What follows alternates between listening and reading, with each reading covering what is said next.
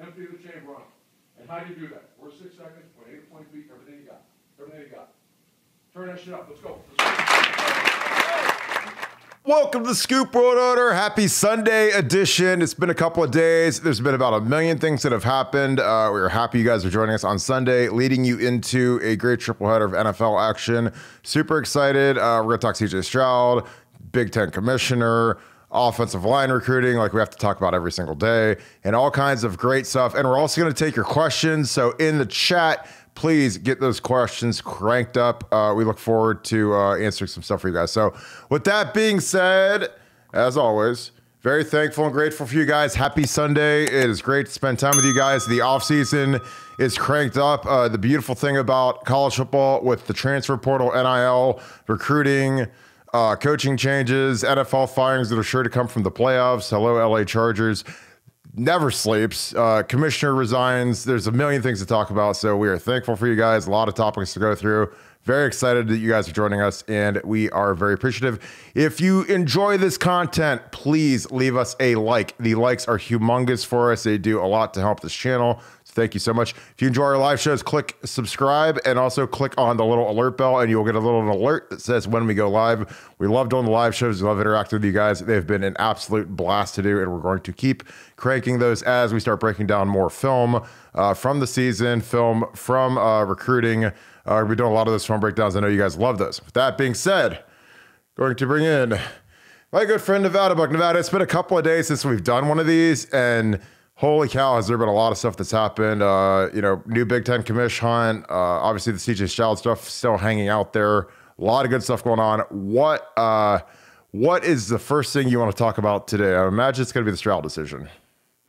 I think so. I mean, I think that's what everybody wants to talk about. Certainly, what I've been getting the most information about and had kind of the most interaction with people about has been CJ Stroud. And what I can tell people out there is I keep getting texts from people that should know that tell me that there's more to the CJ Stroud thing than meets the eye, and I just refuse to believe it. So I can't get there.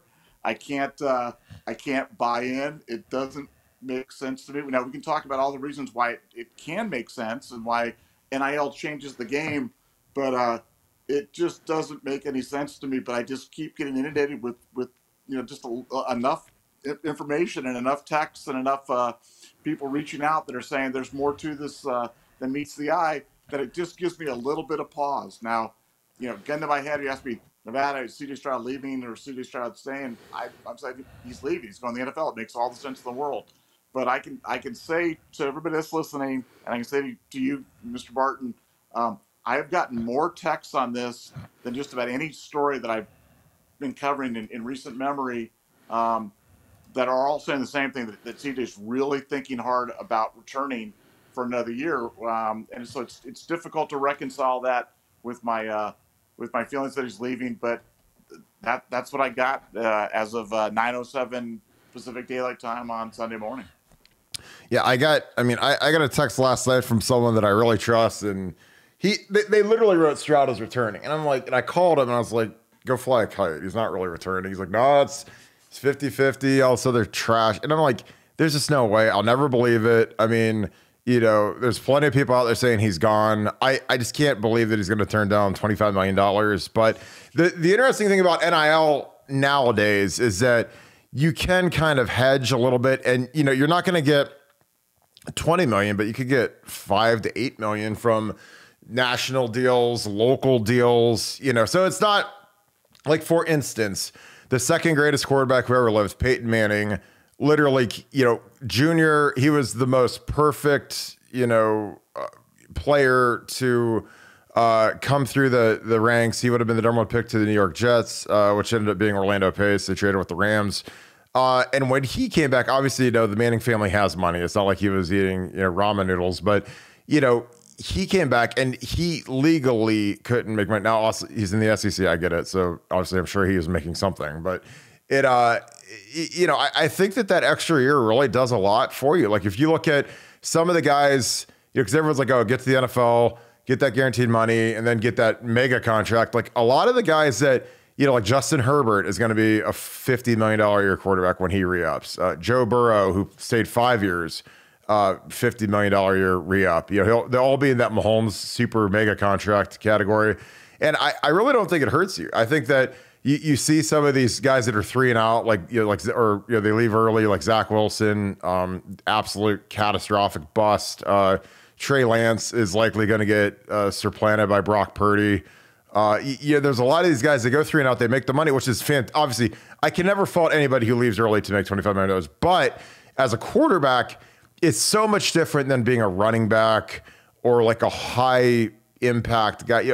Not impact in terms of your play, impact in terms of your catastrophic injury potential. Because, like Sam Bradford tore his knee up his final year and he still went number 1 overall and he still made $250 million throughout the course of his career. So, like a quarterback, what's the worst thing that can happen? Is there that 1 in a billion chance that you have the Braxton Miller injury where your shoulder falls out of the socket? It's probably not going to happen. And, I've seen the benefit to these guys. It's safe for another year. And, if he comes back, which he's not going to, but let's just pie in the sky that he does, dude, you're throwing a Marvin, Emeka, Trey Henderson. It'd be not just the best, not triplets, but like, quadrants, whatever you want to call our 4 guys.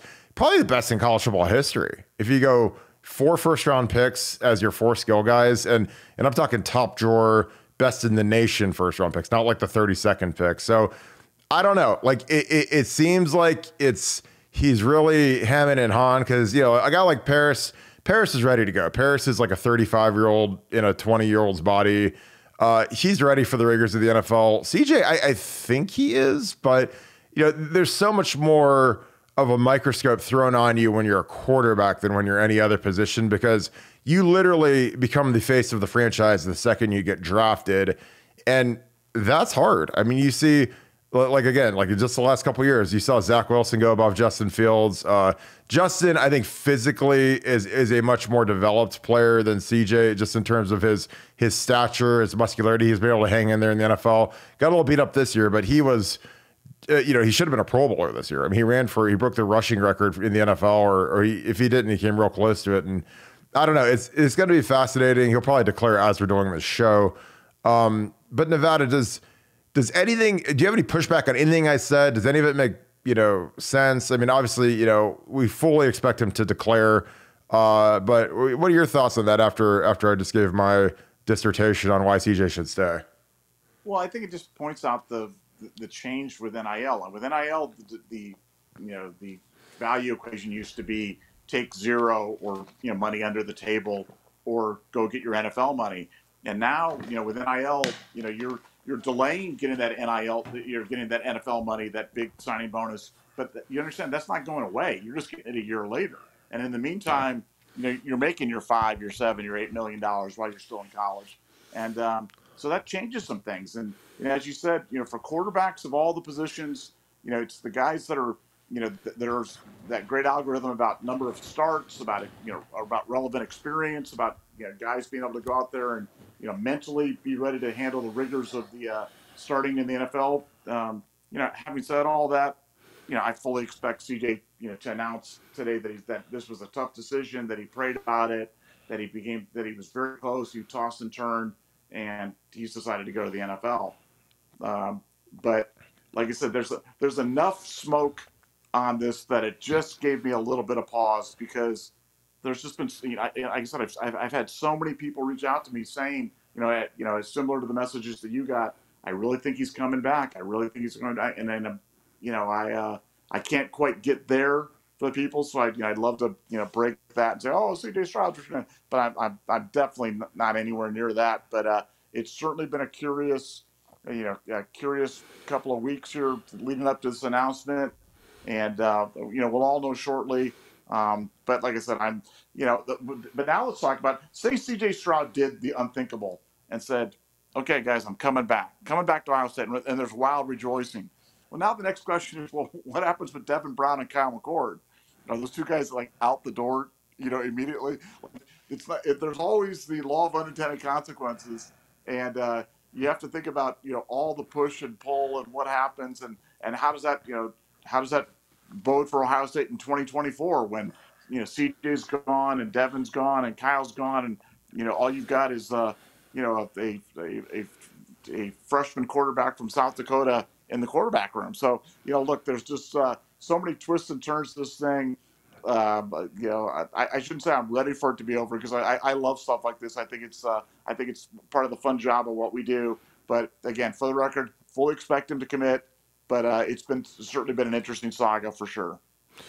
Yeah, I haven't seen many like this where there has been smoke. I mean, there's been smoke from like legit sources on my end where I can't believe that they're actually writing that without like a clown nose at the end or something silly, because I'm like, you guys really think that we're gonna fall for this? Because I don't see it. Like, I think that 25 million is so better than 5 million. Go get a start in your career, but I think that when you're a quarterback, man, like these second contracts, those are the big ones. And it's like, what gives you the best chance to get to that mega second, that Pat Mahomes 10-year, $500 million contract? Like that's the question. Cause like Zach Wilson will never see that contract. Trey Lance will never see that contract. A lot of these guys that went first round that left early, they'll never see that contract. But Justin Herbert, who shocked the world by coming back for another year, he's going to see that contract because he's out of this world good. His head coach isn't going to see that contract. Joe Burrow, who played 5 years of college, is going to see it. I don't know. I think it's just a really tough gig to be to be 3 and out and be ultra successful in the NFL. I don't believe Mahomes was a 3 and out guy. Deshaun Watson, I believe, was 4 and out. I think he redshirted his first year, but it's it's the trend to leave early. But the NFL is a different beast now. You're not going to have the underhand softball questions from the media like the Ohio State press corps that really never presses these guys on anything. Like, you get to the NFL, man, there are some mother effers that are in those media corps, especially if you go to New York, Chicago, some of the more vicious cities, man. I mean, it is not for the faint of heart, and they're going to shred you. So, and CJ, he's proven that he's a sensitive kid. He's talked about reading stuff on social media, which, again, if I was one of these guys, or if I was their position coach, I'd tell them, don't even have social media, but they all love the adulation. So they all have to search their names and read all the nasty, terrible things that the idiots of the universe write about them. So, but I don't know. Like I said, it'll be fascinating. Full expect for him to declare tomorrow. Tomorrow's the deadline, Monday, so nowhere to hide either way tomorrow. But I just, it'd be something. I mean, I know that there's no chance he's coming back, but if there's ever an infrastructure that's going to have a kid like that come back, I mean, you get to throw it to Marvin and Emeka and Trey. I mean, and you get Cade Stover back. I mean, come on. Like, I mean, you got the 2 best receivers in the country, the best running back in the country, probably the best tight end in the country, or top 2 or 3 tight end in the country, behind the kid from Georgia, obviously, who's probably going to be a top 10 pick next year. But I mean, lot of weapons. And you got Brian Hartline calling the plays now. So this is the perfect segue. Nevada, you had it first about Brian Hartline being promoted to offensive coordinator. You had that a couple of weeks ago.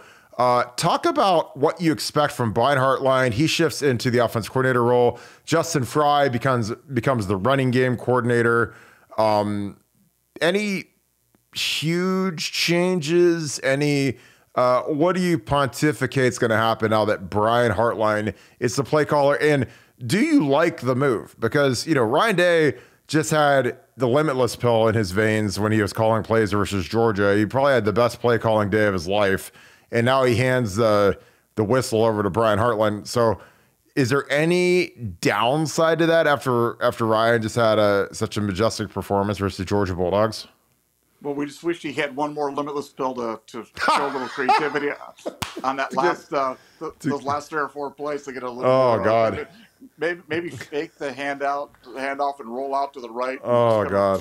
Stroll into the end zone. But I digress. No, I think here's what people have to understand about the Brian Hartline situation.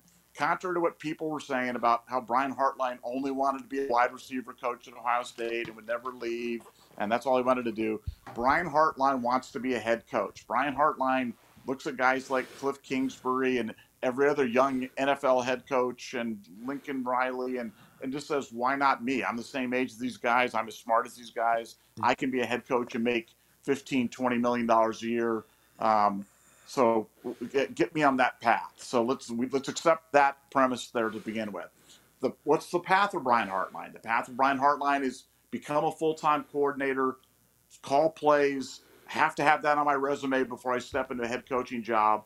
So either Ryan Day is going to either present that opportunity to him or not present that opportunity to him. And he's, I think they've decided to do that. And third is that there's pressure from above, from the Ohio State powers that be, specifically Gene Smith and the people that Gene Smith report to have Ryan Day stop being such a quarterback coach, offensive coordinator-centric type of administrator of the job, and step into more of a overseeing CEO, global viewpoint type of perspective. So he'll still have heavy input into the game plan. He'll still be on the headset. He'll still be making suggestions on play calls and overrule them on play calls, much like Urban Meyer did when he wanted a particular set or call to be made. But the bottom line is Brian Hartline's going to be calling the plays. He's going to be the offensive coordinator. It's a necessary move to keep the best recruiter in college football as part of the Ohio State family. And I think it makes a lot of sense, and I'm excited about it. Yeah, it was so funny because it was like it had to be like June. It was like when the camps were going on, and I saw Brian at Town Hall. They host all the unofficial visitors down there for lunch and whatever. And I talked to him, and I was like, "Are you really going to stay here and be your wide receiver coach for the rest of your life?" And he's like, he's like everybody else. He sees some of these jamokes like Cliff Kingsbury, who's going to be getting paid by the Arizona Cardinals for the next 5 years. Every 2 weeks, and just took a trip to Thailand on the slow boat. Brian wants to be a head coach. And again, anybody that says the contrary, that's just lip service. Brian will say, "Oh, I just want to be a Buckeye and coach my receivers and, sit in my little room with my 12 guys." And no, he wants to be a head coach. Like, come on. Like, he's met Lincoln Riley, who makes $15 million a year right now, and he thinks he can be that. And honestly, good. He should. You want guys that have ambition and they want to be better. And, because if you got guys that just want to sit there and be a position coach his whole life, then I don't know what to say to that. Because you know what he wants? He wants to be the head coach at Ohio State. How do you become the head coach at Ohio State? You better be the best offensive coordinator in the country at a minimum, or you better go elsewhere and prove that you can turn a program around and grow, because he's going to be competing against Luke Fickell, who's going to be running Wisconsin. I fully expect Wisconsin to become a powerhouse in the Big Ten West. Mike Vrabel, who's with the Titans. Other people, nobody really had Jim Tressel on the board when they hired him, or nobody had Ryan Day on the board when they hired him. Nobody knew who Ryan Day was. The day he walked into the building, he was on the breadline. He was unemployed. So nobody was like, "Holy cow, we got this Ryan Day guy." So, and he's turned into a good coach. So I think Brian, he's got that ambition. I literally told him, I'm like, "Brian, you have to start calling plays." And he was like, "Well, that's Ryan's thing. Ryan likes to call plays." I'm like, "Well, dude, you have to get really good at one thing." And all these offensive coaches are in vogue right now. The guys that, like the Sean McVays and Cliff Kingsbury got an NFL job because he stood next to Pat Mahomes and watched him throw the ball. So he got an NFL job. And I was like, dude, being an offensive wizard, Lincoln Riley, that is the golden ticket at this point. So I was like, dude, you got to start calling the plays. You got to say, "Here is my film. Here's my progression. Here's how I call a game." And it was like the light bulb would like over his head. I was like, "You got to start doing that, man." And then all of a sudden this progressed, and I think Ryan, wanted to throw him a bone and let him be the play caller, let him be the OC. Nevada, do you agree with the move? Like, I think it's good. The only thing I worry about is that we promote so much internally, because we've promoted Parker Fleming, Keenan Bailey, Corey Dennis, Brian Hartline, and some of the, Brian's obviously been a grand slam home run, but do you worry that we get a lot of groupthink when you don't bring in anyone from outside of the pearly gates of the Woody Hayes? Like, do you think that there should be some fresh new ideas from somewhere else? Obviously, we brought in Justin Fry from UCLA. That was a huge one, but he's from Ryan's tree. Like, they worked together at Boston College. They knew each other at Florida when they were together there in 2005. But just what's your thought on the continual promotion of people from within and not even really shopping for any type of new mind, new ideas, new concepts? Well, I mean, this may shock you, but I feel like it's Ryan Day's program, and he's earned the right to kind of run it the way he wants to run it. He's the head coach. He's the guy that, if we lose, he gets blamed. If we win, he gets the accolades, and rightfully so. So, I mean, Ryan Day is committed to a kind of a family type of atmosphere and a hire from within and do it his way type of thing. And again, I fully support that as long as we're staying near the pinnacle of college football. And I think it's hard to argue after the 2022 season that we're not right there. I mean, we came within a kick of beating Georgia and winning a national championship. So, we're certainly, we're not sliding into the abyss. We're not, falling way behind the superpowers of college football. We are one of the superpowers of college football. And frankly, and I'll say it right now, 2023 is going to be even better. Our 2023 team is going to be markedly improved over our 2022 team. And, I like our 2023 team a lot. And so, no, I think Ryan's earned the right to do that. So, for him, I'm sure he wasn't thrilled about this giving up play calling thing, but I think it was the necessary step, for the greater good. And he's still going to be involved. It's not like, Brian Hartline's going to be receiving tutelage from one of the great play callers in college football and one of the great offensive minds in college football. So I just see this being a win-win-win and a net positive for Ohio State. I mean, the thing that I'm not concerned about, but this necessarily brings Brian off the sideline up into the box, and so now you've you're leaning more on, I guess, Keenan Bailey to coach the guys on a play-to-play and a game basis. But that's the only thing that I'm really worried about is how that, because I just don't see how it could possibly work that he could call the plays from the sidelines, and I think he's got to be up in the boot to make that happen.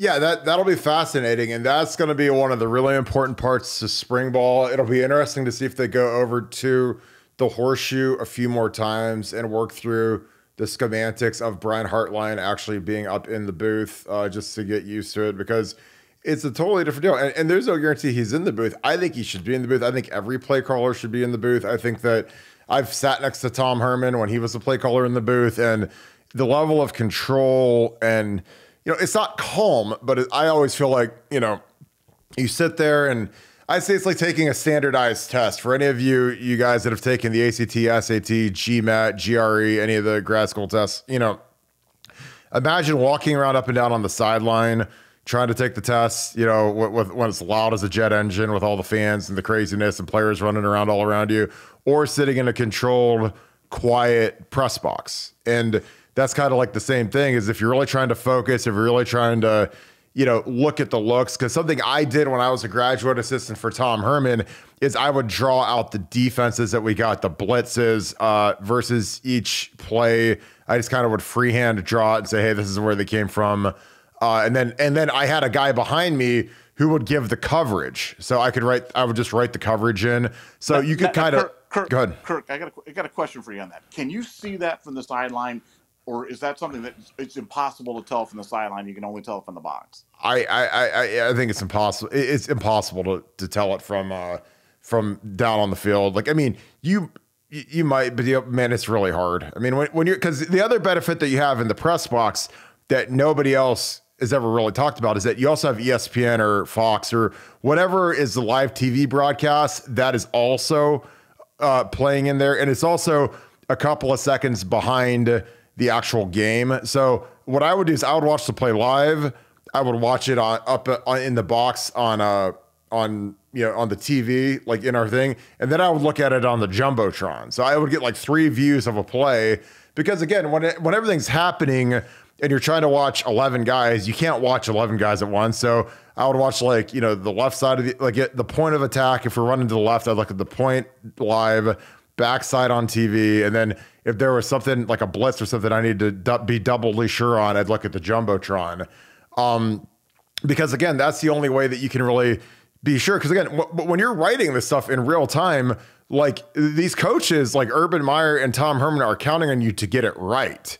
And if for some reason, you're seeing the wrong thing, and the next day you're sitting in film, and Kirk, you said that we were getting, the Sam coming off the edge, and in reality he was coming in the B gap. That's a huge difference, So I mean, I made sure that I was on point for that because like you don't want to be getting it wrong and feeding people wrong information. Like, I would talk to Ed Warner because there's on the headset. So the headset is kind of like a pyramid. There's an offensive side and a defensive side. And the only person that can flip over from offense to defense is the head coach. On the offensive side, there's two channels. There's channel 1, channel 2. So channel 1 would usually be the skill guys. It would be when I coached, it was Zach Hinton, Tom Herman, and when the O-line would get onto the bench at the sideline, I would tell Ed Warner, hey, go over to channel 2. So on channel 2, me and Ed would just go through the plays. Okay, the first play we ran, you were tight zone. Second play we ran power. Third play we had empty protection. Marcus Hall went the wrong way on the play, or Jack Muhort missed his guy, or we fell down on the double team. We tripped, whatever. I would kind of have little notes there.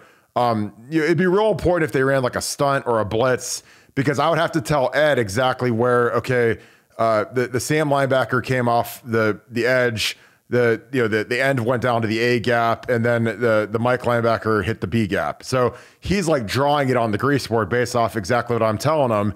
And I would say, make sure so those guys could get a very accurate picture. And again, that's something that people don't notice and they don't see, but that's why it's important to have a really good GA. And you have to have like the, kind of the stones to do it in the moment, because, you're talking to the offensive staff and, you're a little GA, but like you got to have your stuff on point, or else you're going to be, you can't give them a cloudy picture. If you give them a real clear picture, then magically you're really good. It was like when we played Purdue in that overtime and to go for the 2-point conversion. I'll never forget, like Urban wanted to run tight zone, which is zone right in the A gap, right at their best player, a kid named Kewan Short, who played like 8 years in the NFL, made like $80 million playing for the Carolina Panthers. And I told Tom Herman, I'm like, look, if we run at this guy, we haven't blocked him all day. He's killed our guys. Like, if he's the best player that I think we've gone against all year. So if you guys want to run right at him, with our jobs on the line, then God bless you. But I wouldn't do it. I would run the tight end hide play.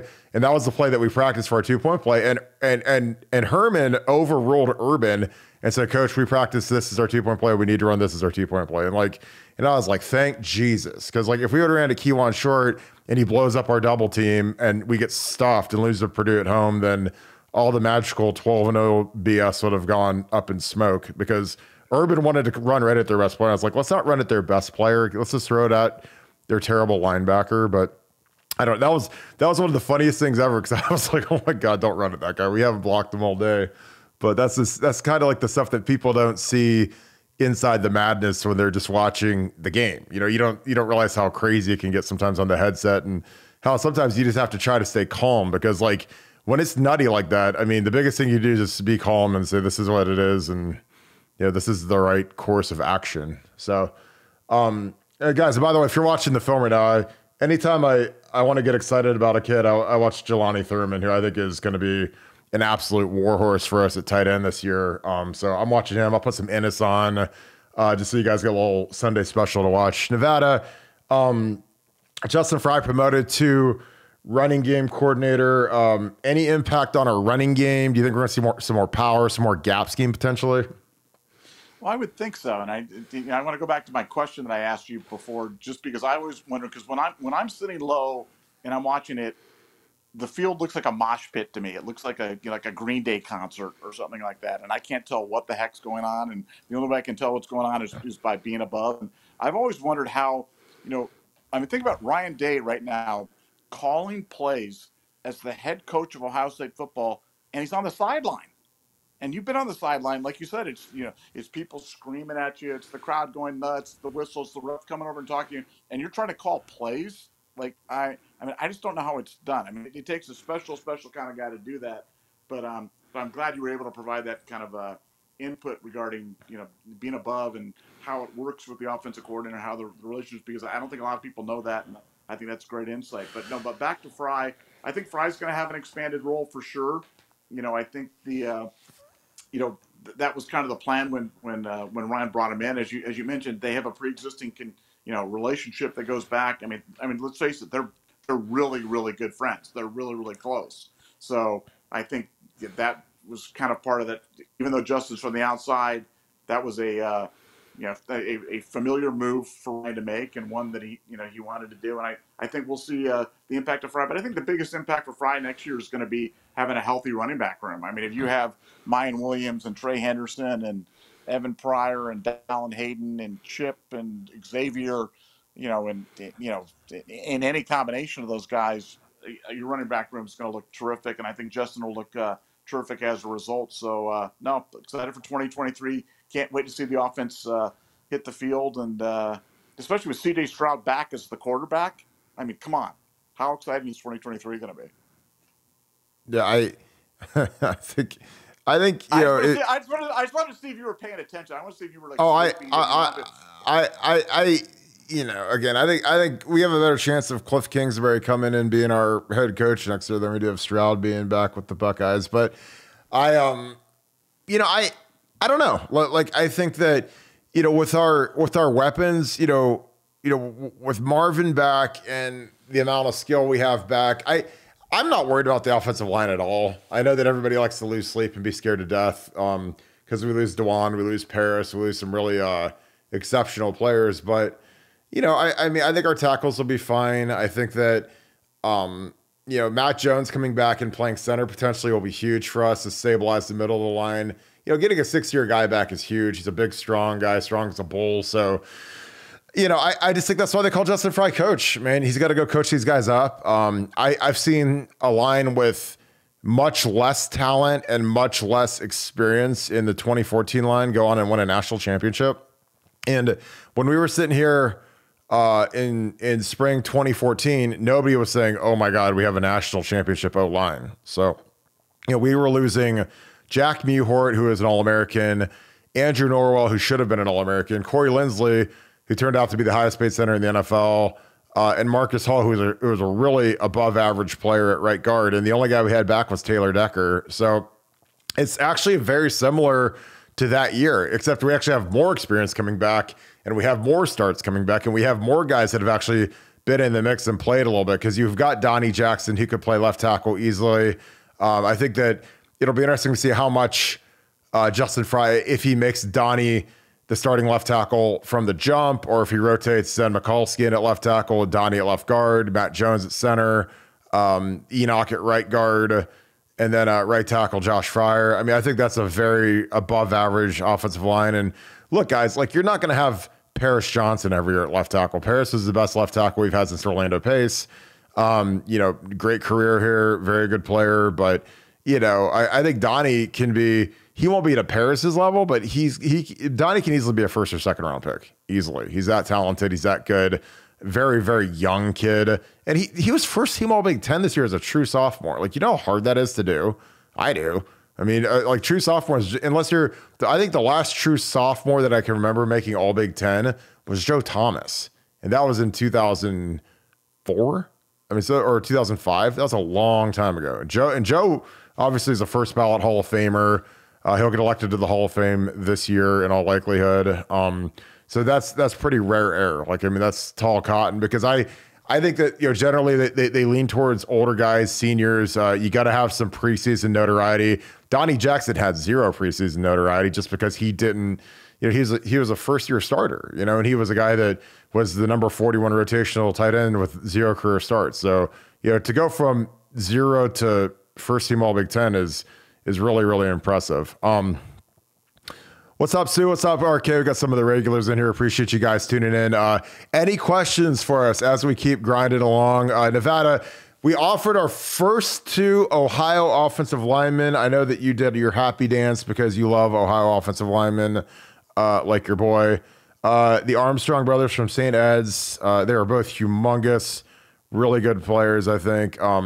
The guys in the Woody Hayes think they're going to be really, really exceptional. So your thoughts on getting a couple offers out early to a couple of 2024 offensive linemen from St. Ed's?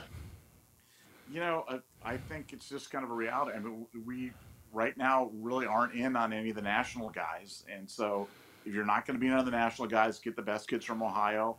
It's the one position on the field that I would be comfortable just taking Ohio kids. And, our last national championship, you talked about the 14 team that was 5 kids from Ohio. So, I think offensive line is just a little bit different. I think it's the one place that you can go to for Ohio kids, and these two guys are exceptional, and you certainly heavy chance that you get both of them for Ohio State, and was excited to see that offer. I think Justin got the 3 top kids from Ohio last year, and I'm sure he'll sprinkle in some national kids with a national presence at some point. We haven't really seen that as of yet, but in the meantime, if you're grabbing the top kids in Ohio, it's certainly an effective stopgap, and it's a guarantee that you'll always have at least a very good line, and because Ohio puts out great offensive linemen, it always has, always will, and so I was really pleased with the offer. All right, Nevada, first super chat of the day, BMOT20, appreciate you, brother. Brown or McCord next year in Nevada? What is your call? Obviously, I know where you're going to go if you want to go chalk. Do you think, and here's my second layer to the question, does whoever you name first end up being the starter for every game, barring no injury?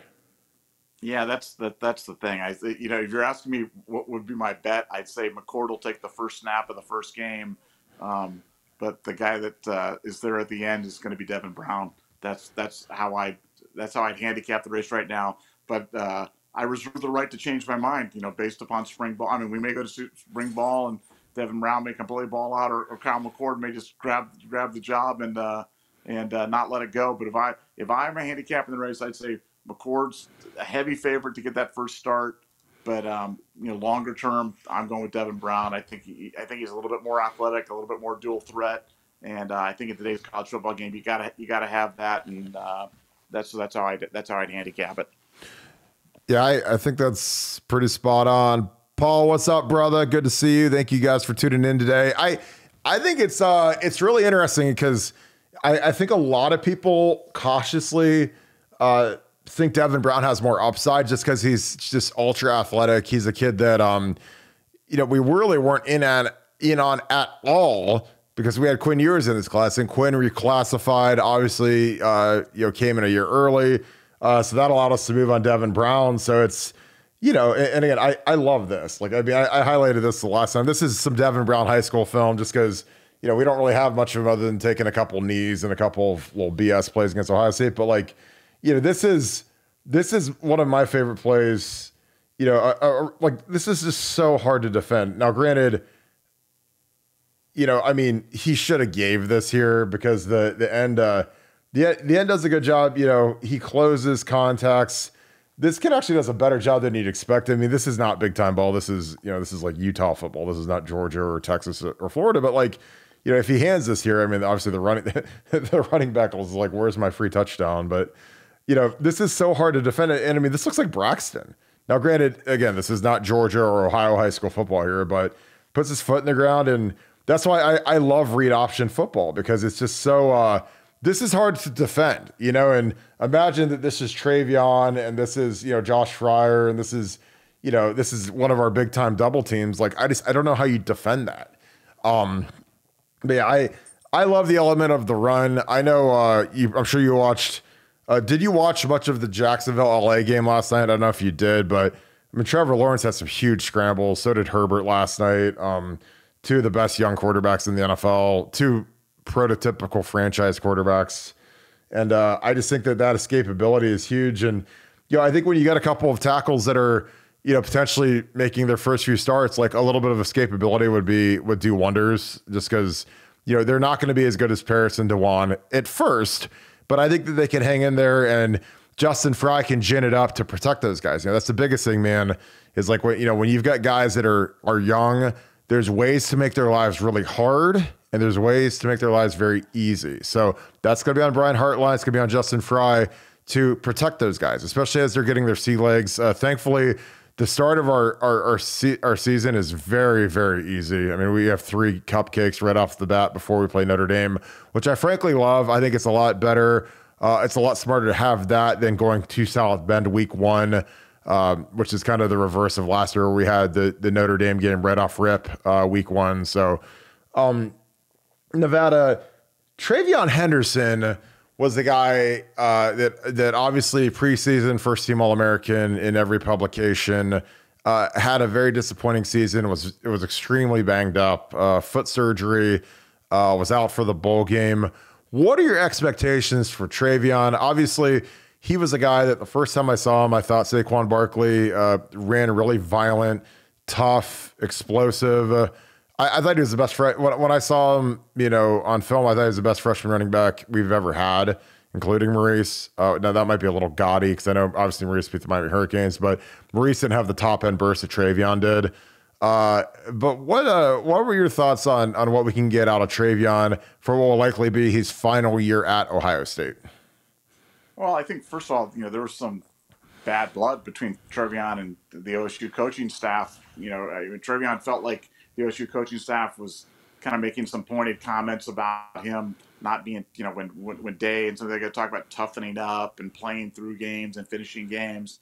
And, they should have known better than anybody how painful his foot injury was and how bad the plantar was and, the ruptured tendon in the foot. And, he was really, really hobbled. And, we try to tell people through the year, hey, you got to cut the kid some break because you don't go from being preseason All-American, one of the most explosive players in college football, to really hobbling around out there.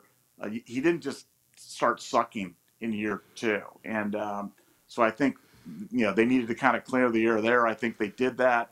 I think, Travion's going to have a big season next year. I hope it for the kid because he runs so violently. He's not a guy that avoids contact or runs out of bounds or, tries to dance. I mean, he tries to deliver the blow almost to a fault. And, again, I think he's going to have a big season next year in this offense. I'm not quite sure how you stop it with all these weapons that they have. And no, I think he's going to be a key part of the OSU Buckeyes in 2023, and couldn't happen to a better kid. Yeah, I totally agree. You guys keep the questions coming. Yeah, I think that skill-wise, this is probably the best skill position I've ever from running backs, receivers, tight ends. I can't imagine a deeper, more top-end skill group, across the board. It's almost stunning when you look at the depth charts you're going to be filling out and how are you going to get all these guys enough reps in spring ball. And really, and again, I don't like to swing negative at the end, but like how many of them are actually going to stay after spring ball once they kind of see where their reps are? Because like you look at our running back room, I've never seen anything like the running back room we have with Trey, with Mayan, with Dallin Hayden, with Chip, with Evan Pryor. I mean, it's almost insane how deep that room is. And then you go to receivers, you got Marvin Emeka, Julian, then you got X who came back, then you've got Jaden Ballard, then you've got the 4 freshmen that didn't play at all, then you've got the monsters, Brandon Ennis, Carnell Tate, the Rogers brothers. I mean, you got some monsters coming. Then the tight end room, Cade comes back, which is a huge shot in the arm. Then Joe Royer, who had a very tough year last year, lost his mom at the beginning of the year, so very tough on Joe. He played a lot, had a great catch against Georgia. You throw in Jelani, Bennett Christian. I mean, you've got some dudes in there, man. And I'm telling you, all of a sudden, I just look around and I'm like, man, I don't know. I don't remember having this deep of a skill group. Nevada, do you think if I set the over-under at 2 for the entire skill group, how do you take the over-the-under for the transfer portal post-spring? Over.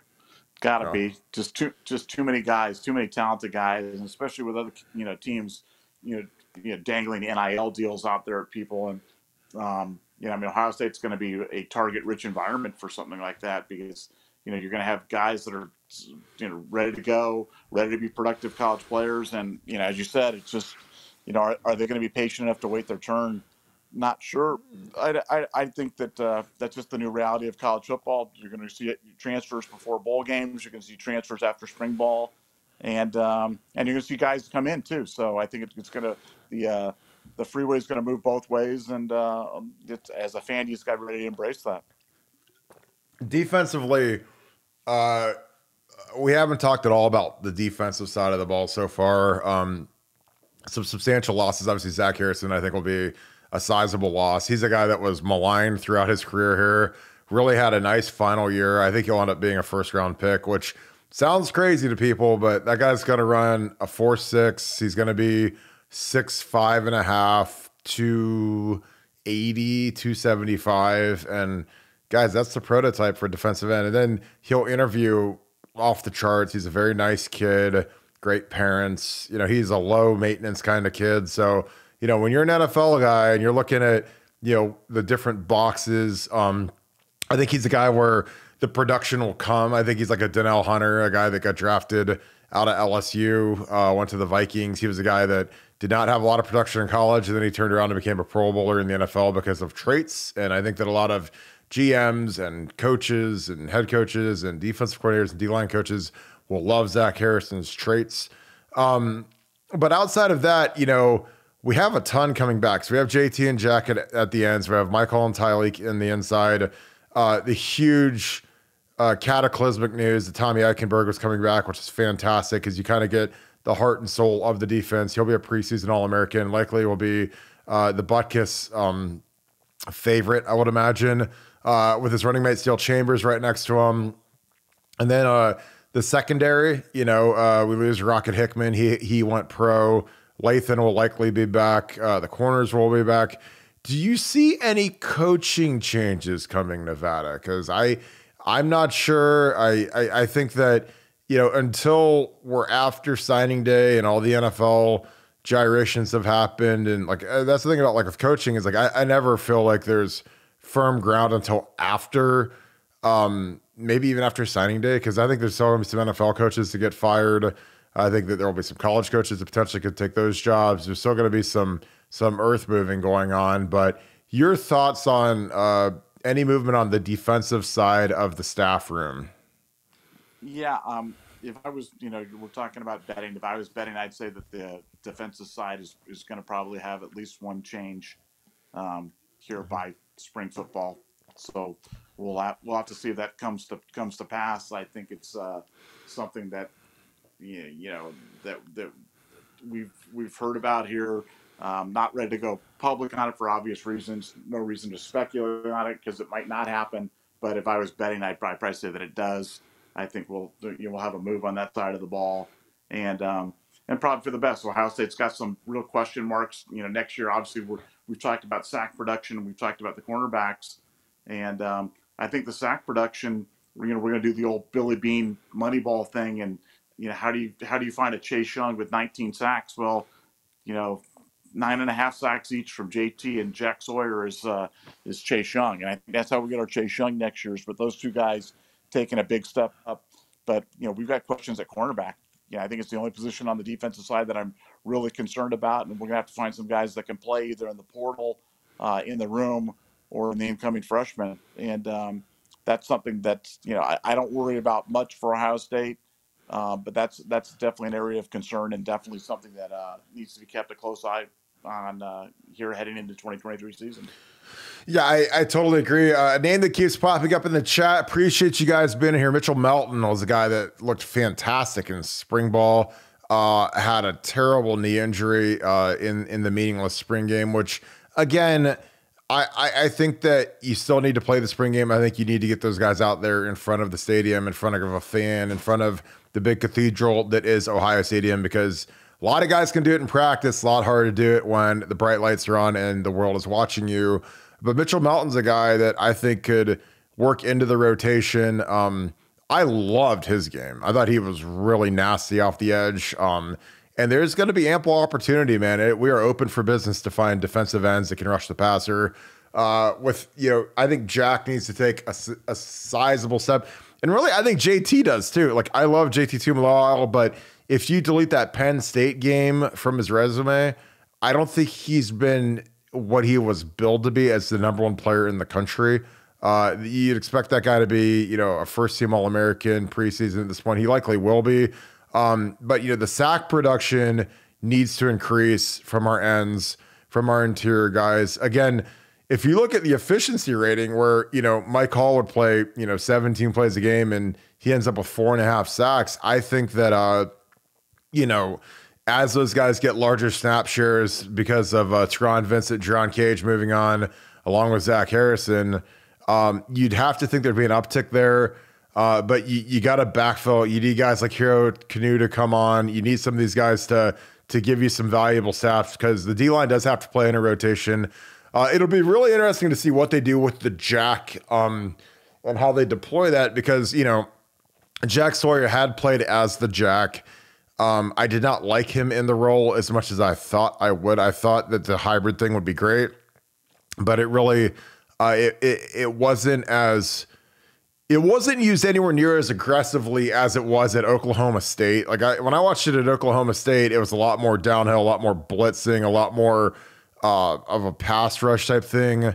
With how we did it, we used it to try to disrupt the running game, and we just really weren't very good at it. Our one really long play that we gave up against Michigan when it was not cutting time at the end of the game, we were in the Jack formation, and Michigan just sealed it right up, and they ran it for about 75 yards, and then it happened again against Georgia. Georgia had the long run where the running back fell down at the end and didn't get in the end zone. That was versus the Jack as well. And, it's an odd defense. And if you don't get across, to the vacant hole when they run that zone play, I mean, it is bad. It's like the Red Sea parting. So I don't know. I would can the Jack. It's interesting. People mentioned CJ Hicks playing as the Jack. I think you have to find CJ Hicks a role. I think the hardest part about the portal, man, is like some of these guys that are 5-star guys, big time guys, man, teams, they tamper with them and they're going to be going after them to try to recruit them. And you got to give CJ Hicks some sort of a role. He can't just be sitting on the bench, being a special teamer for another year. I think I would try him at the Jack. He seems like a natural at the Jack. I think that, in the back end, I'm really excited to see what Sonny Styles and Kai Stokes can do with Lathan Ransom in the back. I think that those guys are plus guys. Obviously, Cam Martinez, I'd love to see Sonny in that role or in Tanner McAllister's role because I think he's got the athleticism to do it, but he also is substantially bigger, stronger. I can't imagine what he's going to look like after another winter in the weight room. Come spring ball, I think he'll be filled out even more so. And he's the guy that I thought we would have seen more of as the season went on. We saw him early in the game against Wisconsin, and that was kind of it for about 9-10 games. Then he was playing early against Georgia. So I think he was a big part of the defensive package versus the Georgia Bulldogs. But when Washington, their giant 6'7", 270-pound tight end, got hurt, they really went away from that personnel. And so you didn't see as much Sonny like we were projecting you would. Nevada, give me 2 breakout stars on defense this spring that you'll project that could help amplify what Jim Knowles likes to do on defense. Wow. Well, I mean, I'm going to go with Jordan Hancock just because I just want him to be, good, so badly. And then I'll go with Kai Stokes, another blast from the past, another kid that I've been really excited about since he set foot on the campus. But those would be my 2 breakouts. I think we need guys to come, emerge from that defensive backfield and go. So they're my picks. Yeah, and Jod Carter's in from Syracuse, so he's going to be in the mix in the back end. But yeah, our secondary just has to play better. Like the corners were a mishmash last year. I mean, Denzel Burke is one of those guys where after the first 6-7 games of his freshman year, thinking he's a 3-and-out first-round pick, was playing with a lot of confidence, was, I remember specifically watching him a lot in the Oregon game. I was sitting, in the lower section, and that kid was out there balling, man. I mean, he was fearless, tough, and something is different. Something's wrong. I don't know if it's a technical thing. I don't know if it's, and again, it's weird because, as much as we pan Kerry Combs, like, he produced a lot of good NFL corners. Marshawn Lattimore, he made a lot of these kids really rich in the NFL. Gary and Conley, obviously Ward. We had some monster corners under Kerry Combs, and maybe his impact with Burke was something that was maybe he just clicked with him. J.K. Johnson loved Kerry Combs. He is not a Tim Walton fan, which is why he left and went to LSU. So there's a lot of moving parts, a lot of entering stuff. So we're going to talk real briefly on the Big Ten commissioner. Nevada, our boy Kevin Warren took off, thank God. Any thoughts on who or what you would want out of the next Big Ten commissioner? Well, 2 things. One, if you guys missed it, you guys got to dial it up. But Greg Sankey, the commissioner of the SEC, just went and took a big doo-doo on Kevin Warren on the way out, which I thought was awesome. Basically calling him out for, taking these commissioner job and using it as a stepping stone to another job instead of, using it as a foundational piece to deal with the structural issues with college football. And so, I mean, you can tell there was no love lost between those guys, and that made me laugh. The second thing that I think is really, really interesting is that the Big Ten, they're on a search now for the commissioner, but the person that they've got running the search is Jim Delaney, the ex commissioner of the Big Ten, who would be my first, second, third, fourth, and fifth pick to be the next commissioner of the Big Ten. I don't think it would happen, but I just thought that was one of those things that's like interesting. Yeah, Delaney picking the next commissioner for the Big Ten, and who'd be my pick? It'd be Jim Delaney.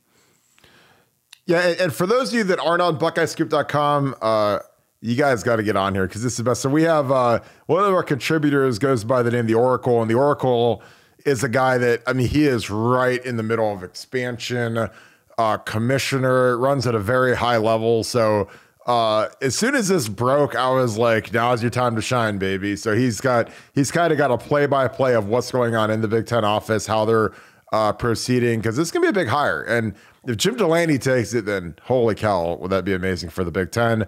But, it impacts Ohio State because we are we're the belle of the ball. We're the Mick Jagger of the Big Ten. So this is a big deal for Ohio State for just keeping us competitive with the SEC. The media rights deal was fantastic. I think that it'll help the Big Ten explode as we add USC, UCLA, and we project to add a couple other schools to the Big Ten that are out of the Pac-12. And again, Oracle, I mean, he's been breaking all the news on the expansion. So he had the UCLA, USC stuff. He had potentially Oregon, potentially Stanford, potentially Washington, Cal. I mean, there's just a lot of stuff going on. So really interesting stuff. It's only on BuckeyeScoop.com. So we'd love to have you guys join us. We're on here all day, every day. Big NFL Sunday. Nevada, we've been going for about an hour so far. Any final things you would like to talk about before we wrap this thing up as we get into NFL Sunday? No, just we're all on the CJ Stroud Panda Watch, waiting for this this big announcement, and interesting. I got a text during the show from somebody that it wasn't a, hey, CJ Stroud is returning, but it was asking me what I thought about what CJ Stroud was doing. And I was thinking, man, you should know the answer to this question. So I think a lot of people really don't know what the answer to this question is right now. And so I'm sticking with going to the NFL, final answer. But there's a lot of people that are wondering, and we'll certainly have the play-by-play at BuckeyeScoop.com. Yeah, and tomorrow's the deadline, so he's not going to be wandering around. He's not going to be the happy wanderer for much longer, but he has the same agency as Dwayne Haskins and Justin Fields, David Mugliata, Athletes First, so, I mean, but the thing about these guys is, they can say that he already has an agent. I'm like, well, these guys all have agents for marketing deals. And, like I said, the interesting thing, the biggest thing that gives me pause, obviously, is the fact that you can make substantial NIL money. You can, as much as Mike Doss is known for winning a national championship, which is the crown jewel of his career, people always remember that he came back, and he was like the one guy that actually came back. So I don't know. It's not going to happen. I wish it would happen. I think it would be great for CJ's development. But again, it's his life. But yeah, I just, when you see guys like Justin Herbert, it didn't hurt him to go back for another year, and he's going to make a fortune on his next deal because he's a true superstar. Joe Burrow played 5 years. If you could imagine Joe Burrow going pro after 3 years, he would have been playing in Canada. So those last 2 years really took him into the stratosphere of being the number one overall pick. But it's going to be really interesting. I also think that, I'm excited for, this is going to be a big week for Ohio State. A lot of movement on the road. These coaches are hitting the road right now to go recruit, make offers, go kiss babies around Ohio and around the country to see these next round of kids that they got to offer, get them to camp. So this is going to be a huge week on BuckeyeScoop.com. So I hope you guys are subscribed because, man, we live on that site. The site has been on fire recently, so it's really been a good time. So if you guys enjoy these podcasts, again, please leave us a like. Those are huge for us. Click subscribe. Subscribing is huge for us. I'm going to toss this on Spotify, and I'll also toss this on Apple Podcasts. So if you're not subscribed to our audio-only content, please subscribe to that. Leave us a 5-star review. Those are huge. Nevada, any final words as we get ready for the Dolphins and the Bills? Yeah, I forgot Tua's out for this. This will be a shellacking. But any final words today? Oh, well, he's already gone. Even better. So, little live radio. I love it. I appreciate you guys. Thank you guys so much for shooting up here. Appreciate you, Sue. All the regulars. Thank you guys. We really appreciate your support as always. BuckeyeScoop.com. I'm going to be on there right after this. We'll have a big NFL. I don't know about it. You're right, Easy King. And Nevada went back to sleep. Now he's already watching the Bills game. I wonder what the money line is on that one. But appreciate you guys. Yeah, it's gonna be interesting. I think for some of you guys that are asking questions about why is CJ enrolled in spring classes, I believe that is just a technical thing. You know, you do it just in case. These kids enroll in spring classes, literally 2 months ago. You schedule, and like it's not like you schedule like the day spring classes start. You schedule like a month and a half in advance. It's just a technicality thing. So he obviously can drop out, but I think that he's thinking about it. I know that it's not going to happen. I know that he's already got an agent and all that. So he'll declare tomorrow and this will be all for naught. But I really think that, a quarterback is a guy that I always think should come back for another year. Again, I think that college is fun. Even if it's not just a money thing, he's still going to make great money, but college is fun, man. And once you get to the league, it's all different. Those guys are all going to find out when they go to the league next year that it's not the same as college. It's not your boys, and the money will always be there. Never chase the money. Always chase development and making yourself better. But we appreciate you guys so much. Thank you guys so much for joining us today. BuckeyeScoop.com, Buckeye Scoop Live, Scoop World Order. You guys make our show so fun. We love doing the live show because I love interacting with you guys. So thank you, AZ King, Sue, all you regulars on here. You guys are awesome. So thank you guys for tuning in. I'm going to be on BuckeyeScoop.com. We're going to have game threads going for all of the NFL games, all the breaking news.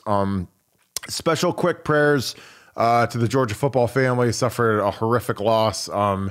Car wreck. Guys, be careful out there. It was right after they had their big championship parade. They lost a staffer and a player. Just a tragedy. So thinking about the Georgia football family, I think Kirby Smart is a class act, and that's a horrific deal. So keep them in your thoughts and prayers, guys. So appreciate you guys as always. Thank you guys so much. I will see you guys on BuckeyeScoop.com. Again, thank you for the likes. Thank you for the subscriptions. I hope you guys have a great Sunday with your family. And if you guys are bored, get on BuckeyeScoop.com because we're about to be on there all day talking NFL football, waiting for the CJ Stroud news to become official. And we're going to be talking recruiting. So got a lot of film to break down for some of these Ohio linemen that Ryan Day and Justin Fryer are debating on offering. So I hope you guys have a good day. Thank you so much, Buckeye Nation. And thank you, Scoop family. You guys are the best. Hope you guys have a blessed day. I'll talk to you guys soon. See you guys tomorrow. Go Bucks.